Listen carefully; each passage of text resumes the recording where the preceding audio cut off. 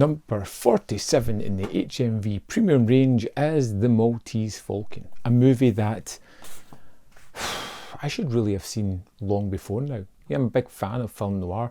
It's one of those bigger titles that has been looming over me, one of those classics that I've always said I'll get to at some point. And finally throwing it on, you just realise what a classic it is. It's a classic for a reason. It's a movie that has a great reputation for a reason, and we're thrown into this world of Sam Spade, played by Humphrey Bogart, whom Mary Astor as Bridget comes to him one day, offers him a job, and of course things get out of hand.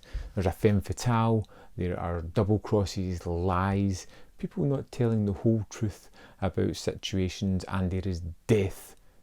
And of course our hero Sam Spade is caught up in the middle of it. Now, what I loved about this was the plot is intricate. There are a few different things going on, but at no point does it overwhelm the viewer. It doesn't get to the point where you don't know who's who and what their machinations are. You sometimes are a little bit dubious on certain characters, but most times you know what the fat man is and the Joe Cairo, what he's up to.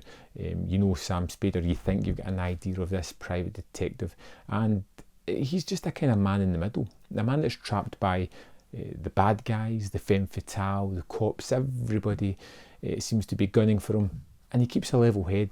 He's a man that kind of knows how to take a little bit of distance and soak in everything that's going on, and I really like that about the character. You know, I found Humphrey Bogart to give a wonderful performance here as Sam Spade, and there is one specific moment where I really kind of fell in love with the movie, and it's not long after Spade meets the fat man.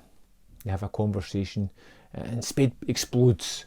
You know, he's larger than life, he's threatening, he makes a scene, he appears to be the bigger man and just storms out the room. He walks down the hallway and he has a little smile to himself, a little chuckle, as he's played the game and played a persona. And when he gets to the elevator, he just kind of lifts his hand up, you know, looks at it, and it is shaking.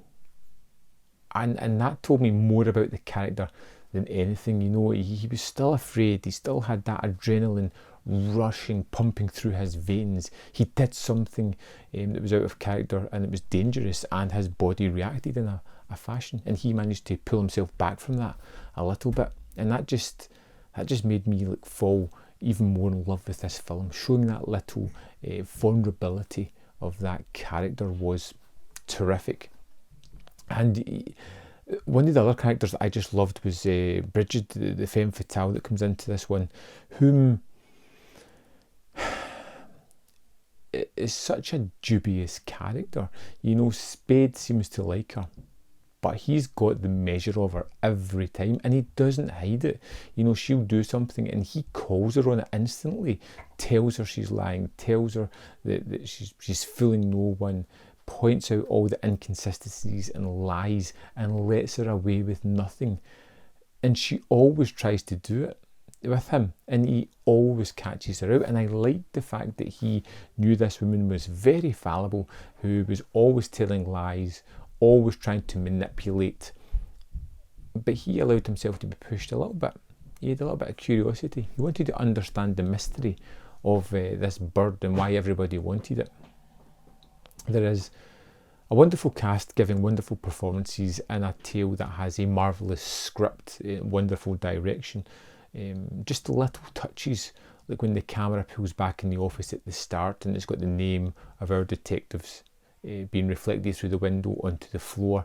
It just has all these little nods and touches that are absolutely terrific. And when you look at the cast, there are standouts. I particularly love Peter Lorre. I think he's a wonderful actor, and again he does an amazing performance here as Joe Cairo, whom, yeah, you just know that character. You know exactly what he is like and how it's going to continue that way.